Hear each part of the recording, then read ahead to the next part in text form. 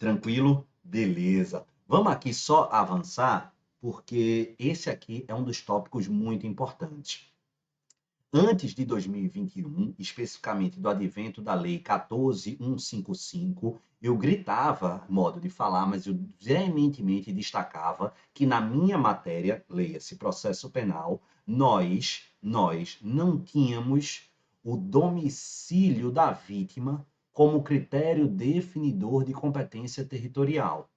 Diferentemente do processo civil, o domicílio da vítima aqui nunca era critério de definição da competência territorial. No máximo, era o domicílio do réu, do suposto criminoso. Beleza? Bacana. Só que veio a Lei 14.155 e alterou isso. Dali em diante, a gente passou a ter hipóteses de estelionato nas quais o domicílio da vítima passou a ser eleito como preponderante critério definidor de competência territorial. É a previsão lá, justamente, do artigo 70, parágrafo 4º do artigo ou do Código de Processo Penal. E mais do que isso, a gente vai ter a aplicação dessa lei no tempo de forma muito interessante. Vamos primeiro para o parágrafo 4º para a gente ler quais são essas hipóteses. Vai para a tela. Nos crimes do artigo 171, estelionato, quando, então, não é todo e qualquer estelionato, são os estelionatos praticados mediante depósito, mediante emissão de cheque sem fundos ou com pagamento frustrado e mediante transferência de valores. Muita gente faz, Pedro, o que é a diferença de cheque sem fundo e pagamento frustrado? É praticamente a mesma coisa, mas é o seguinte, imagine que eu pago em cheque um valor de 5 mil reais. Eu não tenho 5 mil reais na conta, eu tenho zero. Aí eu pago. Isso aí é um cheque sem fundo, certo? Certo. Agora imagine que eu tenha 10 mil reais na minha conta. Passo um cheque de 5 mil reais. Quando eu passo, ele tem fundos? Tem fundos. Eu saio desse lugar, vou no banco e saco 10 mil. Ele tinha fundo quando eu passei, não era um cheque sem fundo, mas eu frustrei o recebimento desses valores quando eu saquei. É isso, só isso, beleza? Beleza, volta lá para a tela. Nesses casos, que casos? Estelionato mediante depósito, mediante cheque sem fundo ou frustrado, ou mediante transferência de valores, a competência será definida pelo local do domicílio da vítima e, em caso de pluralidade de vítimas, a competência será afirmada pela prevenção. Maravilha. Aplicaremos esse entendimento legal para os crimes de estelionato através de cheque falso. Meus amores, isso vai cair na sua prova. Eu tenho certeza que vai ser a terceira questão, a linha D de dado da sua prova. Mas anote aí, eu tenho certeza, terceira questão de processo penal. Meu amigo, registre, porque isso é a pegadinha mais contratada pelo CESP dos últimos tempos.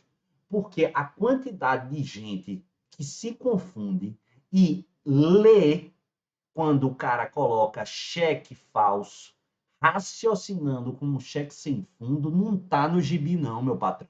Não está no gibi não, minha patroa. Então, presta atenção que se você ler 378 vezes esse parágrafo 4º do artigo 70, você vai acreditar e guardar no seu coração que a porra do cheque sem fundo não está entre as hipóteses cujo critério definidor da competência territorial ratione loci é justamente definido pelo foro do domicílio da vítima. E se assim não é, você não vai presumir. E aí, eu vou aplicar esse entendimento em relação aos cheques falsos? Não. Então, cuidado. Por quê? Porque a Lei 14.155 de 2021 não revogou a súmula 48 do STJ. E o que diz essa súmula 48 do STJ? Vai para a tela. Compete ao juízo do local da obtenção da vantagem ilícita, da consumação, é a teoria do resultado da consumação, processar e julgar o crime de estelionato com base praticado mediante falsificação de cheque. Beleza? Tranquilo. Olha aí, teoria do resultado da consumação no crime de estelionato. De acordo com a compreensão prevalecente dos tribunais superiores, a consumação se materializa no local em que ocorreu efetivo prejuízo da vítima. Aí o que é que acontece? Agora, toma cuidado, por quê? Porque a gente tem outras duas súmulas do STJ e do STF dizendo em relação a cheques sem fundos. Essas do cheque sem fundos, sim, foram revogadas pela Lei 14.155. Doravante, vai ser aplicada e definida o critério de competência territorial, não pelo local do prejuízo da vítima, não pelo local da consumação, mas pelo local do domicílio da vítima, beleza? Isso é muito importante. Agora, do ponto de vista da lei processual penal no tempo, essa é uma lei de caráter híbrido, não, puro. É uma norma processual penal pura. E aí, ela pode ser ou não aplicada a fatos anteriores à Lei 14.155. Pode, mas cuidado, olha o que disse o STJ, como a nova lei é norma processual pura, esta deve ser aplicada de imediato, ainda que os fatos tenham sido anteriores à nova lei, notadamente quando o processo ainda estiver na fase de inquérito policial,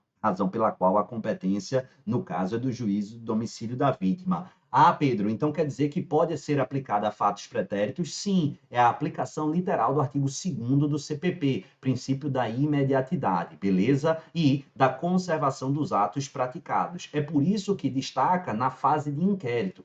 Já instaurada a ação penal em relação a esses fatos praticados antes da vigência da lei, vai haver mudança de competência. Aí é o momento em que o aluno, toma no cibazol porque acha que a resposta é positiva. Isso é positivo? É não, meu patrão, não é. Você não vai alterar. Mas, Pedro, você não disse, eu não disse nada. Eu disse que se aplicava aos fatos pretéritos, desde que não tivesse ação penal. Sabe por quê? Porque se já tiver ação penal proposta, em curso, a gente tem um outro fenômeno que vocês têm muito mais intimidade, porque estudam lá no Código de Processo Civil, artigo 43, que é a perpetuatio jurisdictionis, a perpetuação da jurisdição. E vocês sabem tão bem quanto eu que, salvo quando houver supressão de órgãos do judiciário ou alteração da competência absoluta, a gente não vai alterar a jurisdição já estabelecida, uma vez já em curso a ação.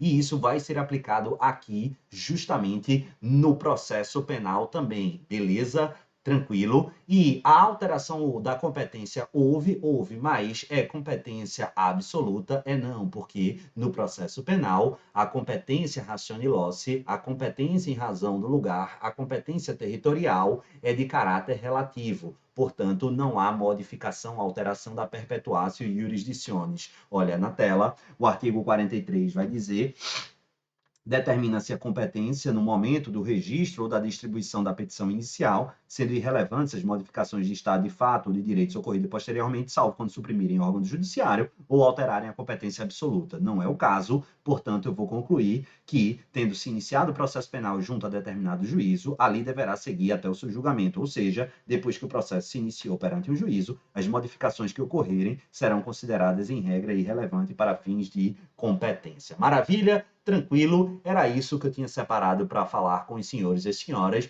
Muito obrigado, espero que vocês tenham gostado. A gente ainda volta dentro desse curso para fazer também as nossas apostas e indicações acerca do direito penal na parte material. Espero que vocês tenham gostado, que tenham entendido, que esses minutos tenham sido úteis e torço do fundo do meu coração para que os temas aqui apresentados iluminem, ilustrem e permitam que os senhores e senhoras ganhem algumas questões. É essa a minha torcida. Um beijo no coração de todos, fiquem com o Papai do Céu e até a próxima. Tchau, pessoal. Valeu!